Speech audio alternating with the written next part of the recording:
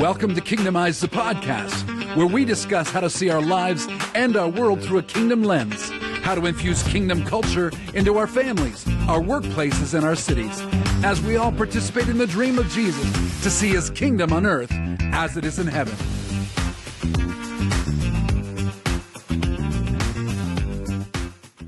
Welcome back, everyone, to Kingdomize, the podcast. We are here with good friends. We always have good friends. It's amazing. Ian, you know a lot of wonderful people. So as I've said, I'm here with good friends Ian Green. I'm Brian Beatty. We are here with Stacey Toews today. We are going to talk about so many amazing things. His story is so encouraging, so inspiring, and so this will be fun. We're talking about solutionaries.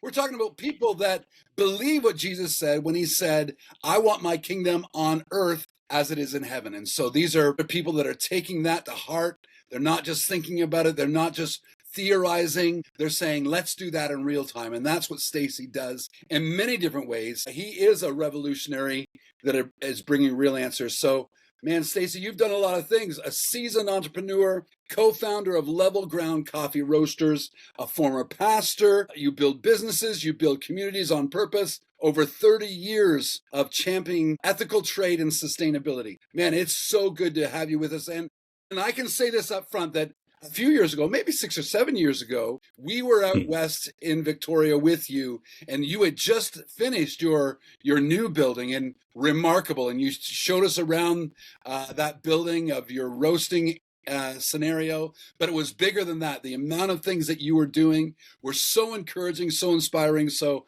we're really glad you're with us, Stacey. And this is going to be great. We're glad you're here. Oh, I'm good. Really glad to be here. I got up early just to see you guys. Right. So we're glad you did. You look too good for being up that early. Thank you. What's going on?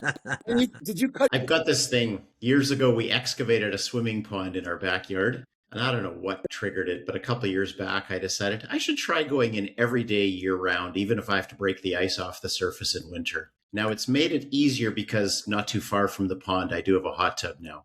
But I just have chosen that I just get in there, a little swim around, and it always kind of electrifies up until about, April or May when things start warming up a bit. But it's always a good way to, your day starts and you're in it. Wow. Amazing.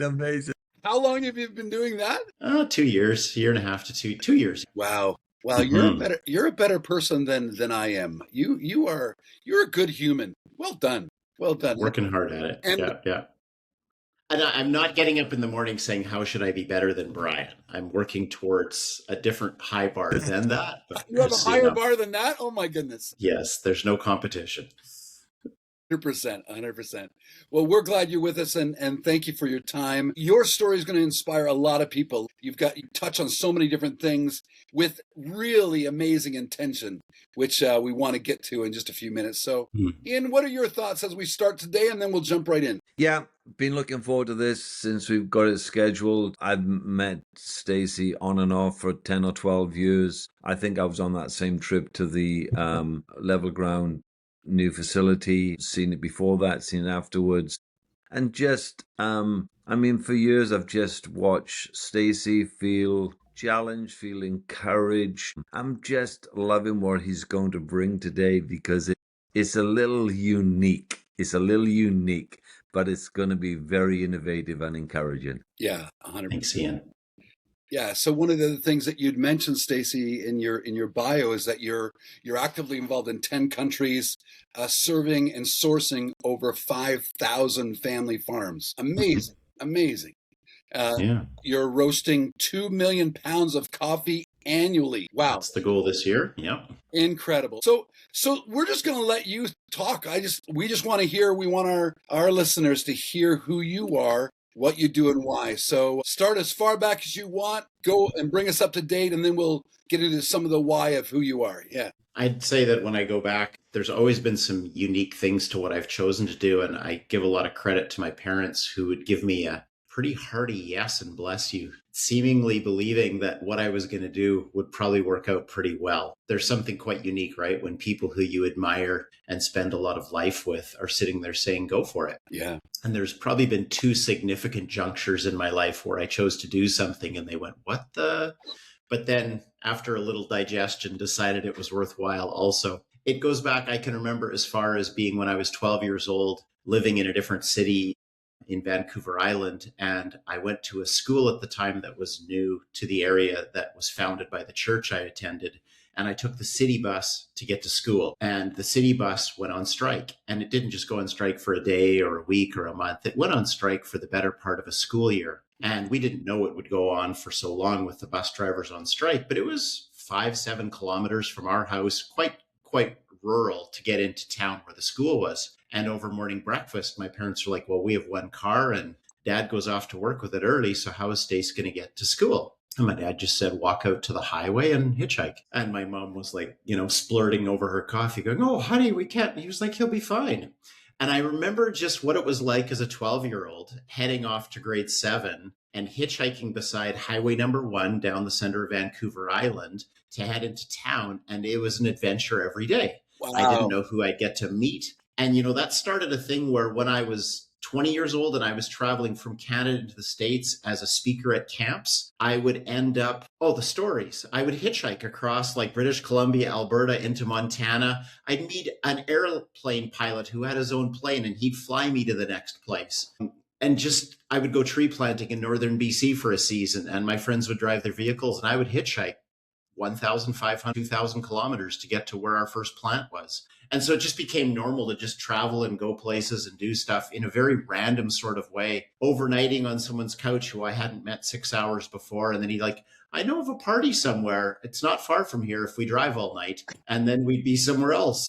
And so adventures with new humans became part of how I kind of moved and lived as a very young person.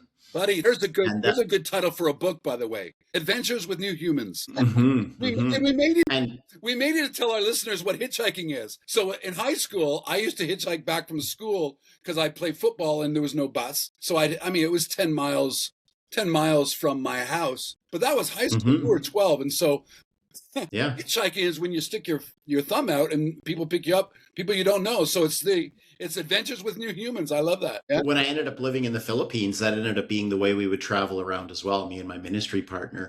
And it wasn't a common thing in their culture to hitchhike, but it was pretty odd to see 2 white guys in a Filipino, rural jungle area with their thumbs out. And we'd end up in the back of a fruit picking truck with a bunch of workers and ants from the fruit crawling all over us. And we're just like losing our minds, but we're getting where we're needing to go. And so, that makes for good stories and good memories. Yeah. In North America, it's the thumb. I know when we were down in Dominican, and maybe it's the same in Haiti, you do kind of one of these with your hand. You just wave your hand like this and people stop. Just wave it away. Yeah, they know that.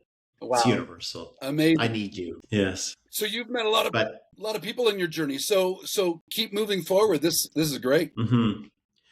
So I think the big shift that happened for me was after graduating with a degree in theology, I wanted to volunteer for a year, and the college I'd gone to had kind of a partnership in the Philippines. And I went to live in the Philippines for a year as a volunteer and attend some university classes, but I was also competing as a bodybuilder. I ended up meeting the guy who was number 1 or number 2 in the country. He worked out at the same gym that I started to work out in the south of the Philippines. So I had this great mentor who didn't really speak any English, but I tried to teach him the Bible and he taught me the finer points of prepping for a bodybuilding competition. I was like attending university to do ministry and share my faith with people in classes in the Philippines. What really shifted my heart, which was the second big part of my life, and it really ties in most to my journey to now, was that I decided that every day I was going to rent the back end of a restaurant and feed kids who lived on the street who were homeless. And then I was trying to become Mr. Paradise, which was the name of the bodybuilding competition in the southern part of the Philippines. So between doing evangelism on campus and feeding street kids in the backs of restaurants and training to be Mr. Paradise, I think I was 21. I had this really neat set of experiences where it was all in a new place. I'd never prior to then traveled a lot or been in other places. And I think prior to then, I'd always worked off this notion, which I guess is still somewhat accepted in our circles, which is that if people are poor, it's by choice. But I'd never been in a place where people worked really hard and they were still really poor. And I was like, there's something fundamentally wrong with the way the world works. And it took a long time until I was understanding that throughout the scriptures in 80 different places, God lines up 2 phrases, justice and righteousness. And we learn that it's actually his throne is founded on justice and righteousness. But there was something stirring deep inside of me that was saying, the world's not right as it is, and you're supposed to be doing something about it. And it was in my first probably 2 months of my year living in the Philippines, in my daily journaling, that I came home from feeding a bunch of street kids at this restaurant. And I was finding I was breaking down emotionally at the end of every day, just like, what happens with these kids? What does their future look like? I'm going to leave in a short period of time at the end of this year. And then, am I the only one intervening to try to see something disrupted in the normal chaos of their lives? And I had this very profound sense of call that I was supposed to return to Canada after my year of volunteering was done and seek out a life partner and start a family through adoption of orphans. And I wrote that as a pledge in my journal at age 21, that I'm going to return from Canada 10 months from now when my year is completed. I'm going to look for someone who wants to marry, and we're going to build a family through adoption.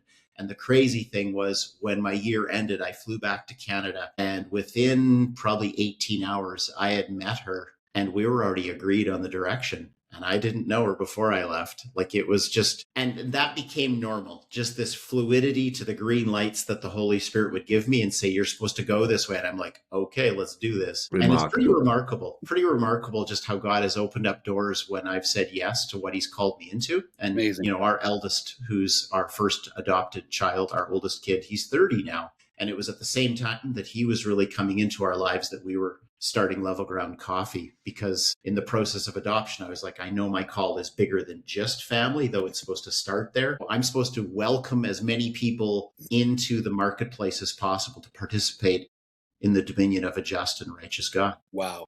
Tell us a bit more about your family, Stacey. My wife and I, Lori, we just celebrated 34 years, and she's grown up in Canada, as did I.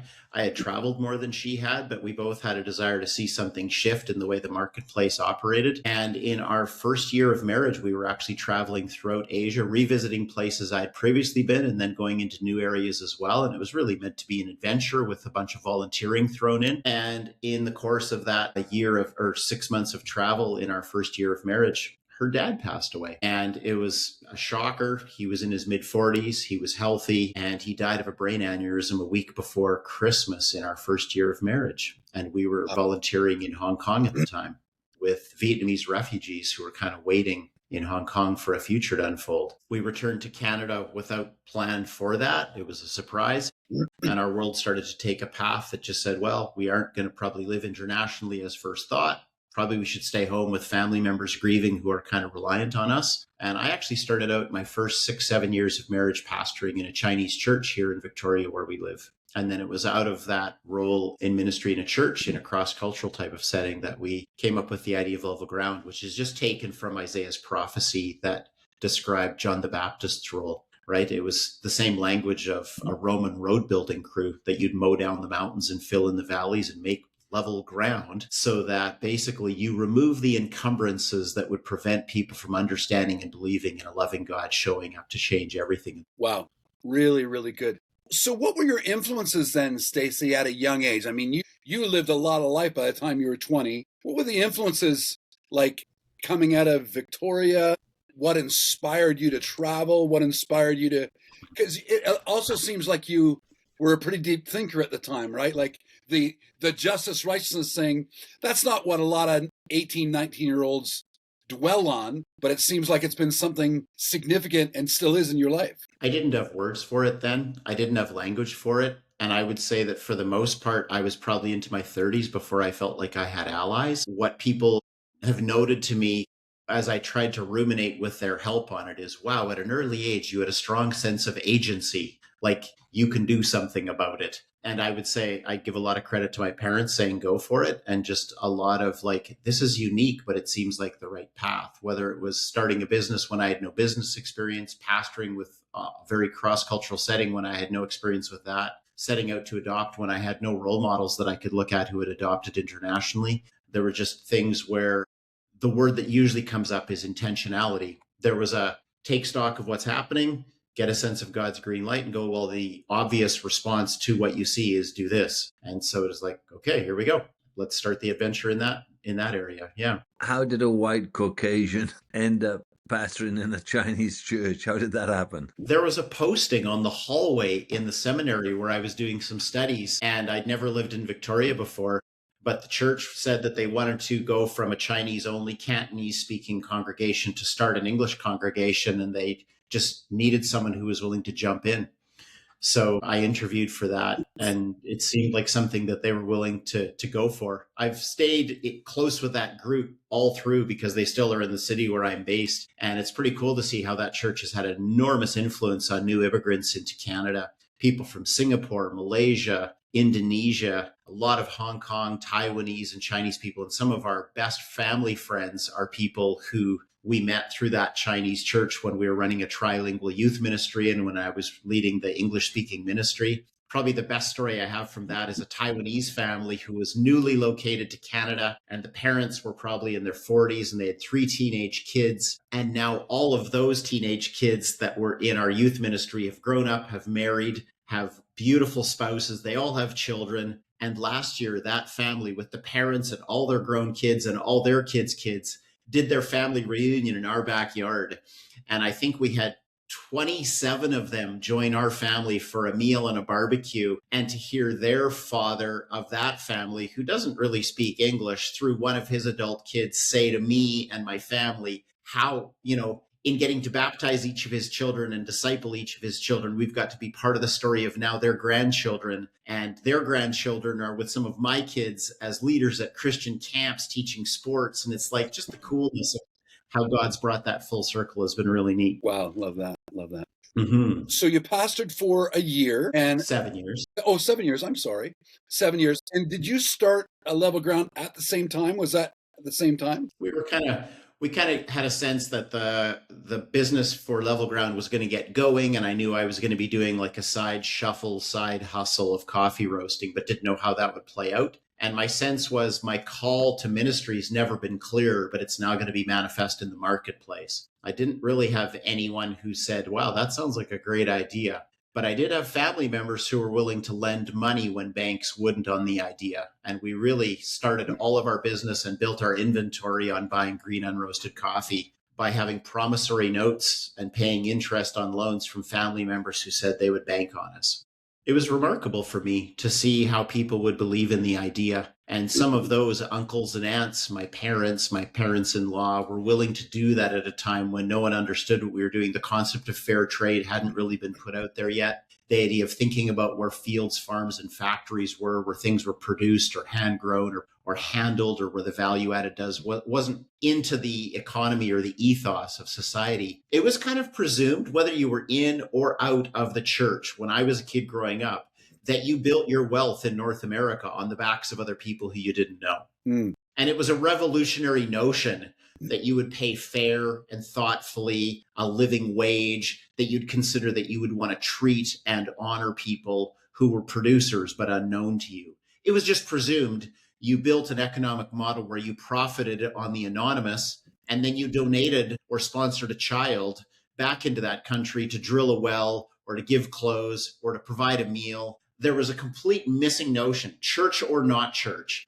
that you would actually build an economy that was robust enough where everybody was a winner from the start. It was more, let's deplete them and then feel good about ourselves while we sponsor them later on. And when I went into churches, and these were evangelical churches, like I was ordained in the Alliance denomination in Canada, what I was talking about was seen as like, oh, you've left your faith, you're a liberal. I was like, I don't really think I have. I think Jesus genuinely cared for the physical and the spiritual needs of people, and he wanted to honor the whole human. And so he wanted to see us do right and do justice, not just with preaching gospel, but actually living out justice in the marketplace. And I really did lose all of my hearing in the circles of people that I'd grown up with and gone to school with. I had thought churches would come on board first as the supporters of our business model. It was the people most distant and most frustrated with the church who became supporters of our business model. It's only just started in some of these circles that I grew up in, now in year 29 of our business, where I might say there's a 50-50 chance that pitching my business idea of, would people who say they believe in justice and righteousness and the gospel for the whole person be willing to pay for coffee that actually honors the farming community? well, no, we can save money if we buy cheaper coffee. And then we can give more to missions. And I'm like, yeah, we're still not on the same page. And I'd say that's 50-50 still in the circles I swim in. Wow. I have to tell you that I was at Farm Boy last week and your coffee was there here in my city. I was very excited. So we sell more coffee across all of Canada into the province of Ontario where you live. Is that right? Than any other province. And that's thousands of kilometers away. But Farm Boy is a great partner for us. Yeah. And I was also excited to see you on the top shelf. I didn't have to bend over. There we go. Yeah. Product placement is everything. Right. So take us a little deeper. I love how you're saying this, Stacey, in terms of the justice for all scenario. I want to apologize to you on behalf of the church, but we are sadly hearing this story over and over again, that people with any outside of the box kind of doesn't fit in the traditional church-esque kind of scenario. They're not the ones, it's not the church that picks up on it. Usually in our realm, the transformation piece of cities, it's seldom the church that picks up on that either. It's the people outside of the city, in the city that aren't per se Christians that are saying, we're already working on this. We'd love to have you come along. So it's very similar. So take us deeper on the roasting, the coffee, how you source, and keep going on the why, because that's really important. I think for me, what really unlocked probably in my mid to late 20s as I was conceiving of the business idea, working as a pastor, planning on becoming a dad for the first time, at that point having probably traveled in 10 different countries. I remember there was a proverb, I think it's 11:23, where it says, a poor person's field may produce an abundance of food, but injustice sweeps it away. So it had this new way of looking at the world that poor people aren't poor by choice. Poor people would be working diligently, but a system was structured that they couldn't dismantle, which was designed to keep them without, despite their best intentions. And what I felt that did was empower me to say, but you are, Stace, you are in a position of power and influence. You are in a place where the dollars you spend and the economy that you have access to is strong, influential, powerful, and you can do something. And it was then when kind of the minor prophets of the Old Testament unlocked for me. And I saw so many teachings that are about what you did on Sabbath, what you did with when you closed and opened the gates of the city to people who were on the margins, whether or not your scales were honest, if you sold the sweepings with the wheat when you were selling off your farm produce. All of these day-to-day behaviors in the marketplace were the high mark indicators of whether or not the kingdom of God had swept into the nation. Because after all, Israel was welcoming foreigners and people from other parts of the world who didn't like the way their world was going. And so the way you welcomed the foreigner and the alien and the widow and treated the orphan amongst you was one of the beautiful manifestations. And then I started to see that even Moses was front-loading Israel when he was discharging them in his final days to say,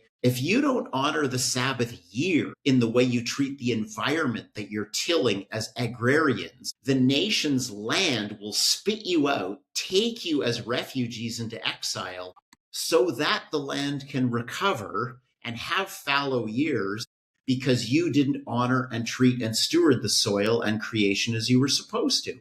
No one ever taught me that in evangelical circles. That fallow years weren't just smart farming, they were God's way of farming, and that creation was warranted a break. Just like your animals deserved a Sabbath in the Old Testament, so did your soil. And that if you didn't honor what you were stewarding in creation with clear rhythms, God wouldn't allow you to keep on stewarding those things. You weren't worthy of what you'd been called to steward. And so creation care was a brand new notion to me. So that's become a huge part of what we do as a business.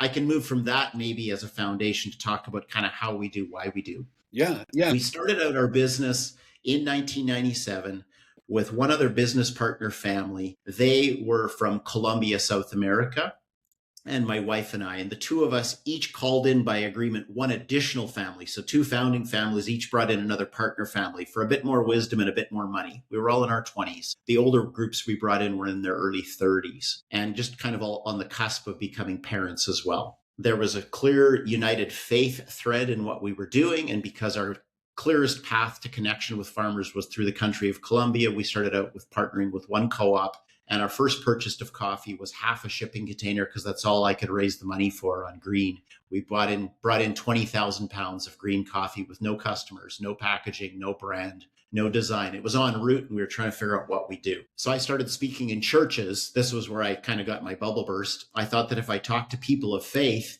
they would get excited about justice in the marketplace, and that for the first time that we knew of, there was going to be thoughtful sourcing on big scale into the mainstream market of coffee that honored farmers and paid them fairly for the work they did. It was a later date, a few years down the road, that sustainability for the environment, environmental care, and these types of practices came.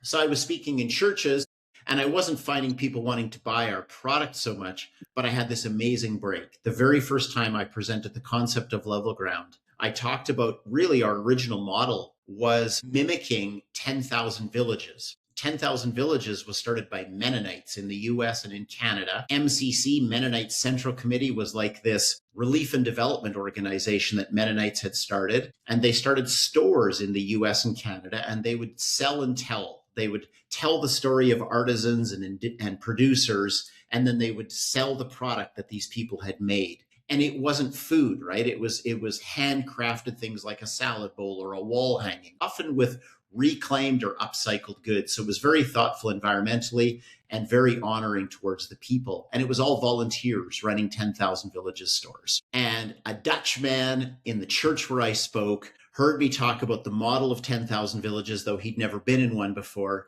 And he said, I've got a little piece of my bakery where I'm a baker, and it's about 100 square feet. And you could start a 10,000 Villages store like what you told me about in part of my bakery. And it was in a really affluent area of Victoria called Oak Bay, where there's a lot of money on the street walking by. And the next day, my wife and I were in that guy's bakery, painting it and putting up shelving. And we set up the first 10,000 Villages fair trade store in Victoria. It was just leading into Christmas, which is the best time to be offering those types of items. And in there, we placed the first orders of level ground coffee in a fair trade store. And it was in this 100 square foot little storefront. So from there, we started to push out into mainstream grocery stores. And we were buying all of our coffee directly through my business partners' co-op connection in Colombia, South America. It was years working with just Colombian farmers and roasting Colombian coffee every which way in terms of roast profile to get it out of the marketplace before we could afford to buy a second container from a second country and start to have both Bolivian and Colombian coffee. And then from there, we started to grow. Now, we're in year 29. We're bringing in a full shipping container, which is 42,000 pounds of coffee every week, running 2 million pounds of coffee through our building. But that's obviously part of the long story. What I found is that my best hearing wasn't in church circles. It was just in mainstream settings. Mostly, I would find access through social studies teachers in public schools. And I'd ask for a public school assembly to talk to grades 6, 7, and 8 children who were idealistic, living out the values of their parents still, weren't flipping off their parents. They were still willing to follow the role models of wonderful, inspiring adults. And I was aspiring to be one of those. And I'd get 200, 500, 700 kids into a gymnasium through a social studies teacher who I'd cold called on. And I'd say, I'm going to try to fulfill some of your core kind of threshold expectations in your curriculum for your students to understand international travel and marketplace economics and being a conscientious consumer. And I'll explain fair trade. And I won't pitch my business. I'll pitch the idea of being an ethical consumer and how to support local economy and global economy and how to measure social impact with thoughtful questions and how to behave as like a good consumer in a world where there's so much choice and power for us as Canadians. And that took off so powerfully, just talking about and challenging middle schoolers, like middle school grade 6, 7, 8 students, that I started doing for our first 10 years as a company, on average 300 presentations a year across Canada in public schools. And what I would do then in the school is I would usually try to point to a 10,000 Villages store that was in or near their community where they could go home over dinner, tell their parents how they'd been challenged, and get their family to go to a 10,000 Villages store. And then I would work to try to get my coffee without talking about my brand at the school because I didn't want it to be an ad. Get my coffee into that 10,000 Villages store where there'd actually be a consumable product rather than just salad spoons carved in the shape of zebras' heads somewhere in that store. And so it was very slow going, just building our brand through thoughtful engagement with 12 and 13-year-old kids and trying to equip them with questions they could ask that would be engaging the store manager or the store personnel to ask questions about why don't you have products, or how could you have products in your store that would be thoughtful in how people and how the environment is cared for, because I would give you my money if you would have those products in the store. So I was trying to activate and awaken kind of the conscience of society. Now what we do is far more mainstream. So we are, like you said, Brian, in everyday grocery stores across the country. Our biggest customer now is Costco in Western Canada. Is it? Okay. Yeah. I love the part of the story where you're intentionally going into the middle schools because you're changing culture, right? It's like you said, I'm not trying to sell stuff, although hopefully that's a byproduct. You have a business, but it's very clear that you're being intentional about, I can change culture. If I can change thinking in this age group, I can change culture. And that's so transformational. That's so amazing. Love that. It's still quite common, actually, even though we're in year 29, that we will have people come and apply to work at Level Ground when we have a job posting. And now it's not just, I was a student in a school, you came and spoke, and I want to work there. It's, I was a student, you came and spoke in a school, it changed my habits, my kid wants to come work there. Wow. Because we've been doing it long enough now that I've got people's children who I challenge their worldview on what they would do in the economy. And now I'm inheriting like the children of those people who I spoke to. It's kind of cool in that regard. Or a field trip that someone came on and they were the parent and their kid was on the field trip with them. And now that kid's grown up. They've done a university degree and they want to show up in a certain capacity and work for Level Ground.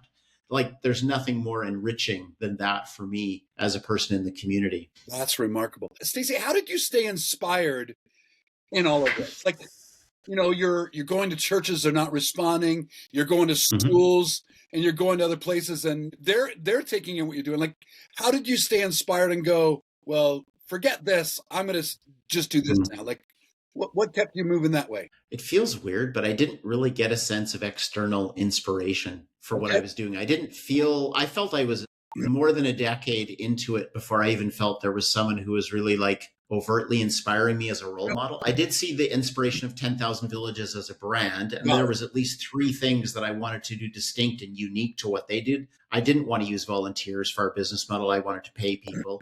I wanted to go beyond and additional to social impact. I wanted to look at care of creation and the environment and really up that aspect so there would be integrity through the whole life of our business ethos. And I wanted to make sure that it was done without the notion of charity or donation anywhere in the concept or the messaging, that we are a for-profit business. Everyone needs to win, from the person who works here to the person who owns this enterprise, and ultimately to the farmer who's producing the raw materials that come to us, because it's all predicated on us championing them, that our entire business model rolls. But everyone's got to be a winner in this: the environment, the producer group, the staff person, and the business owner. And I guess that model just kept challenging me that that's the way it should be. I'm not telling other people that's the way they should do it, but I felt very strongly just like I had to adopt orphans because I had to. I didn't have anyone who I saw doing it. I had mostly people telling me I shouldn't. I just felt I needed to. And so that's been a lot of that kind of independent rollout.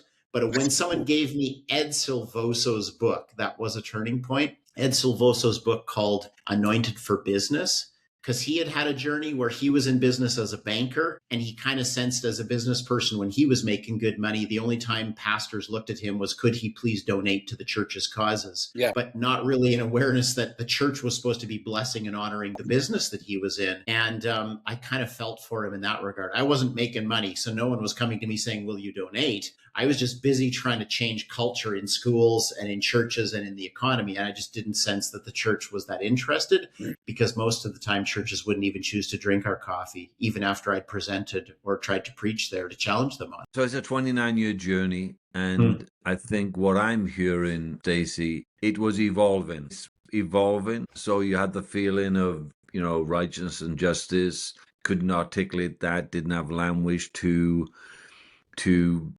describe that to anybody, but there were deep roots and feelings inside of you.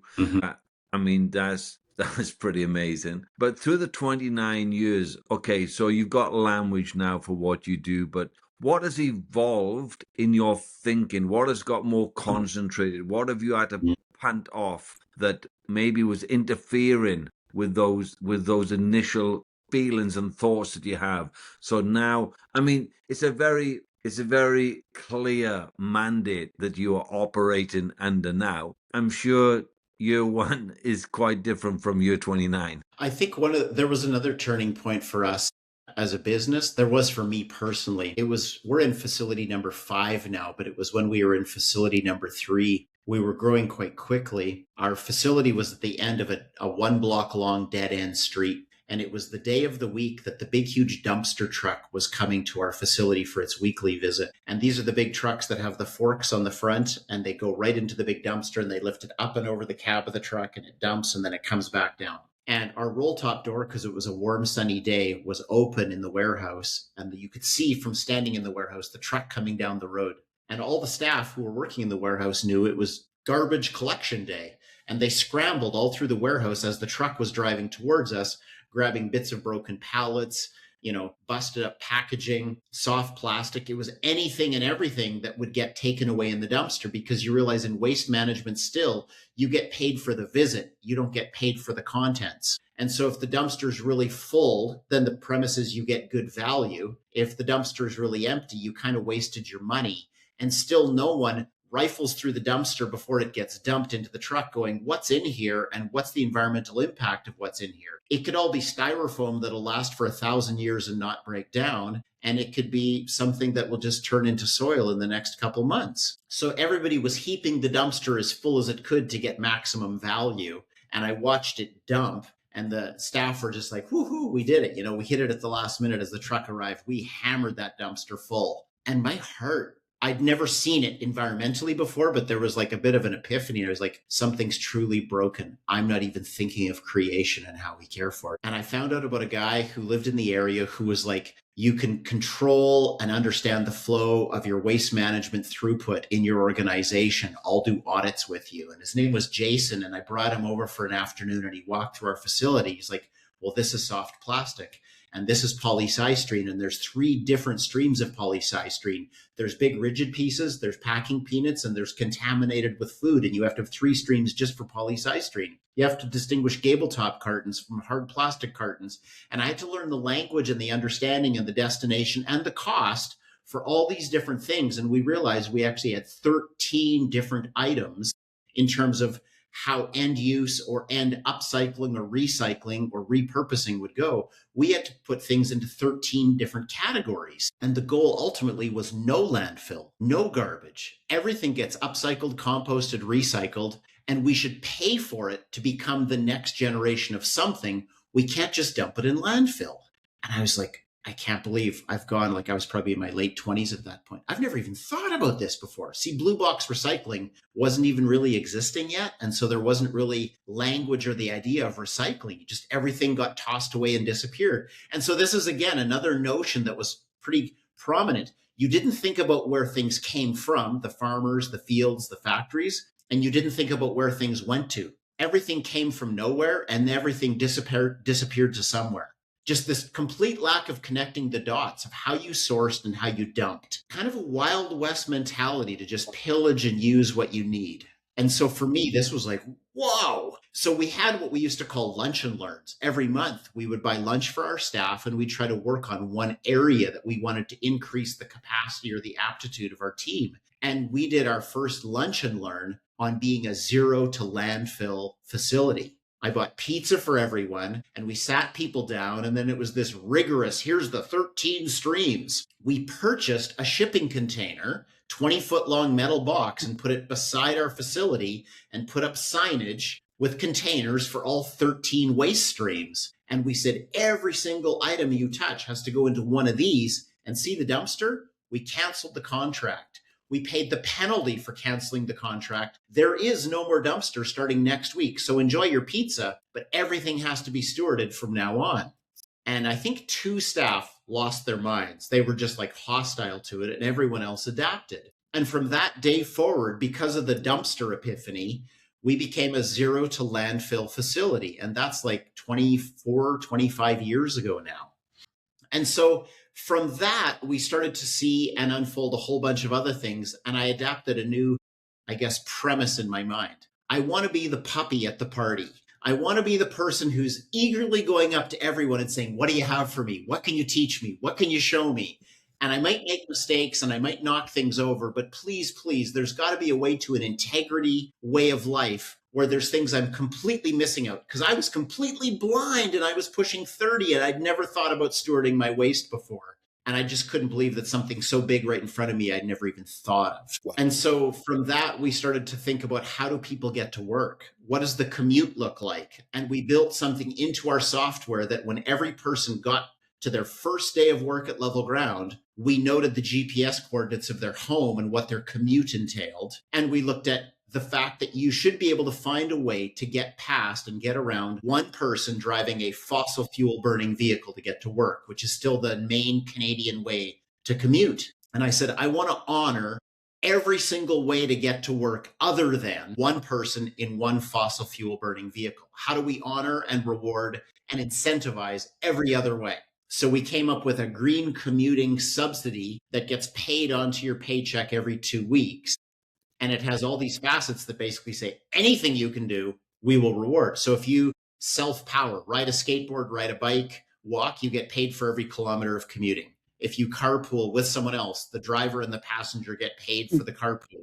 If you take transit, we pay for your bus ride. And if you drive an electric vehicle, there's a charger beside our facility you can charge for free. So you can do EV, you can do cycle, self-power, carpool, transit. We'll honor and fund every one of those ways. Just please try to consider that we are downgrading the notion of one person driving one fossil fuel burning vehicle. At the same time, we incorporated our zero to landfill facility strategy to every household of every staff member. We said the big shipping container with 13 streams of recycling, it's never locked. It's always open. Anybody can bring any waste from their home if they work here, and they can sort all their household waste into all 13 streams. We will pay as your employer for your household to be landfill free. And so those were these initiatives we took in our early years to say, we want to show integrity through everything we do, because if there's something we can do better, we should find a way. Wow. So just so you know, Stacey, when we work with businesses or churches, whatever, we talk about environmental impact or integrity. We are not touching it compared to what you just said. So we would be looking to you for ways to help other companies. That's remarkable. So many things you just touched on, the zero to landfill, the green commuting subsidy. So good. And just so you know, you just broke a record of how many times somebody said polystyrene on the podcast. So there's that too, right? But amazing. Polystyrene. And that is so significant. Again, when you're talking about younger generations that are raising up, understanding that that's part of justice for our planet, that it's so significant. So, man, good for you. Good for you. Do you know what we realized in this? And it wasn't a tactic, it wasn't a strategy, it was a byproduct. When you start to put together integrity in every area that you become aware of, like imagine the difference of, well, we know about that, but we're not going to implement it. We understand that there's a premise behind it, but the logic is flawed financially, so we're not going to do it. You'd lose integrity, right? So as we started to incorporate the most complete integrity we could discover and understand, we started to attract a potential employee base that we never had before. And I didn't do it as a strategy. I didn't see it as a tactic, but the best possible candidates for employment started to come forward because people started to understand the whole package of how Level Ground was showing up in the environment, in the marketplace. And it was more than and inclusive of social impact on the farming community. Wow. So then we did one more thing, and that was actually the biggest undertaking for us financially, and it took the most science and planning. When we built our current facility, number 5, and got ready to move in here, we partnered with a leading engineering firm to look at the biggest issue that you can take control of as a coffee roaster, which is whatever mechanism you use to heat or cook, roast your coffee beans. You're generating a lot of energy, and that energy usually causes the coffee to crack, which is the equivalent of popcorn popping. And when it cracks and hits its roast profile, it off-gases volatile organic compounds. So now we're going to move from polystyrene to volatile organic compounds, VOCs for short. And in Canada, at every level of government, there's no audit, no expectation, no threshold of what you do with your VOCs. You can just fire VOCs out of smokestack at your facility and no one's calling you on it. No one's measuring you on it. We're like, we're not going to be those guys. we're going to measure, we're going to manage, and most of all, we're never going to permit VOCs to leave our facility. So we built our own VOC burner, which recognizes in partnership with all three of our roasters when VOCs are being admitted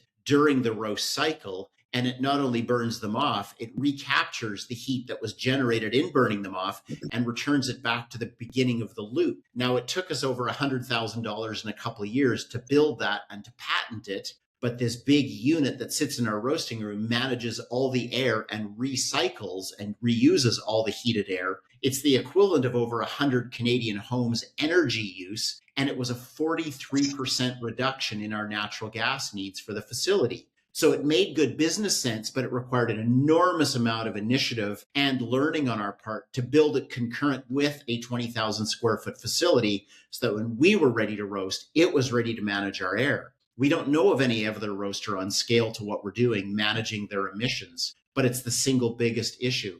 And I just want to note to our listeners, and we can get into this later if you want, that the roaster actually who imports and roasts the coffee does not bear the biggest sustainability or environmental footprint in their behaviors. It's actually the consumer's choices that have the biggest impact in the ultimate sustainability or not in a coffee's environmental footprint. We can talk about that later, but part of my education was it's actually not resting on my responsibility as a roaster. Most people as customers think, well, what the roaster did matters the most environmentally, but actually the behavior of the consumer matters more. But we can talk about that later because my whole goal is to empower people. What can you do and where's it in your... Wow. So good. So just for our listeners, we always send out notes to those that we're talking to and we say, what's the best question you've never been asked? And I'll be honest, after almost a year, I've never asked them one of the questions.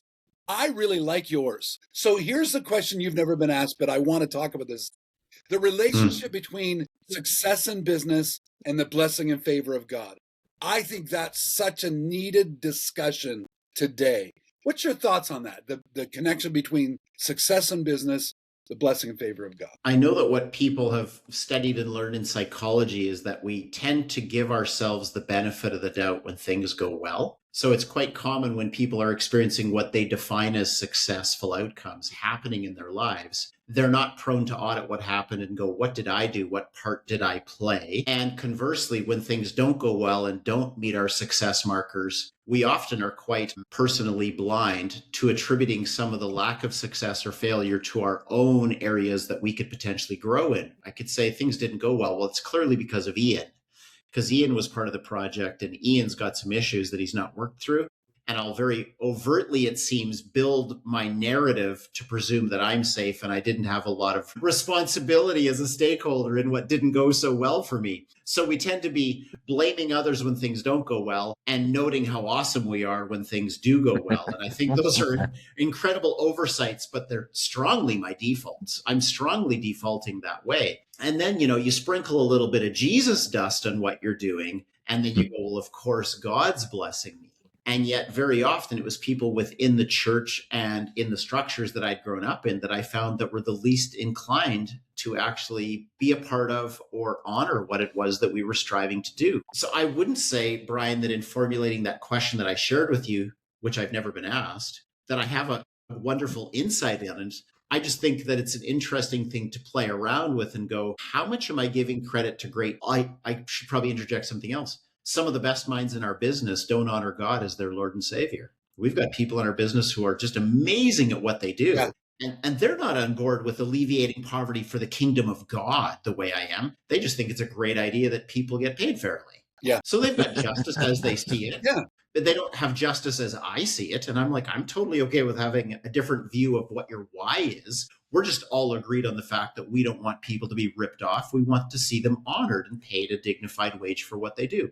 And we can sync up on that, whether or not we have the same faith or belief system. Sure.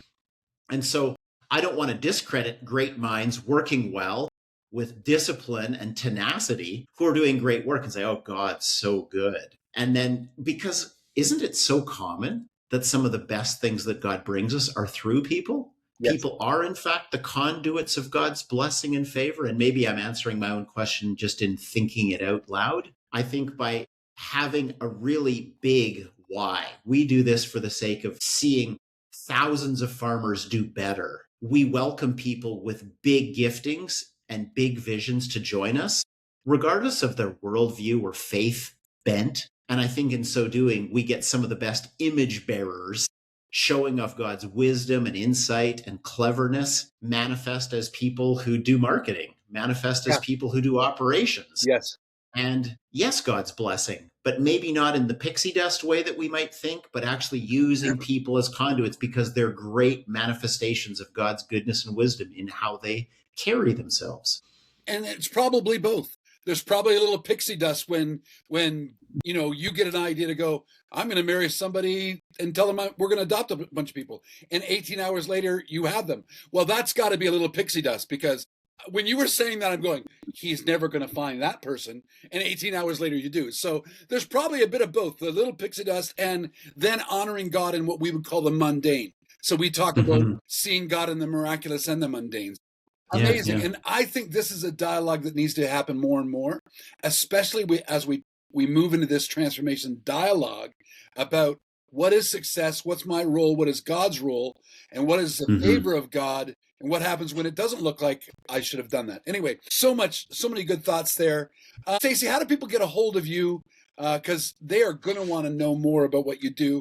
And you're probably not speaking at 300 schools or 300 times a year anymore, but I bet there's ways that people could be blessed by connecting with you. I do presentations on sustainability and kind of auditing your worldview. I do a lot of stuff related to intentional friendship now, and do a lot of stuff on how we've built our business model so that people can maybe be challenged or inspired on how they could kind of tweak or work on and improve their business model. So I love getting to be a part of workshops and working with groups, whether they're regarding themselves as Christian or non-Christian. Just if you want to do good things and improve the world, I'd love to get to hear how you're doing it and see if there's a way that we can inspire one another. My first name at levelground.com is my email, Stacey spelled with an EY on the end. So Stacey at levelground.com. That's the easiest way. And then if you get excited about gardening or growing organic veg, I'm Sustainable Stace on YouTube. Yeah, and we didn't even get into that. So Ian, you're right. Well, I could do a whole thing on gardening and bees, and we should. There we go. Ian, thoughts as we wrap up today? This was inspiring. I would say pretty challenging too, because if I'm absolutely honest, I'm annoyed with our local council of how many bins we have got to have for getting rid of our waste. It's annoying. And then you come along and challenge the socks on me.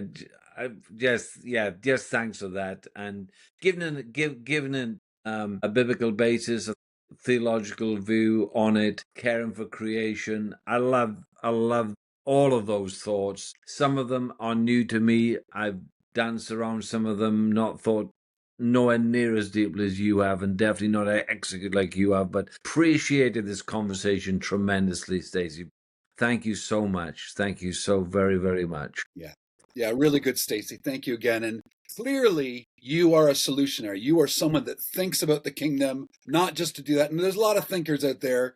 There's a lot of dreamers out there in the kingdom, but not as many that are bringing real solutions to our world that are tangible, that are real, that other people notice. And now it's becoming generational, which is remarkable. So thank you, Stacey. Ian, always good to be with you. And thank you for listening today to Kingdomize, a podcast. We will be back next week with another great guest as we chat more about changing our world with Solutionaries. Have a great day. Thanks, guys. Thanks for joining us today on Kingdomize, the podcast. Let's keep the discussion going throughout the week on our socials or on our website, kingdomizglobal.com. Contact us today to see how we can walk together to see more of God's kingdom in your city as it is in heaven.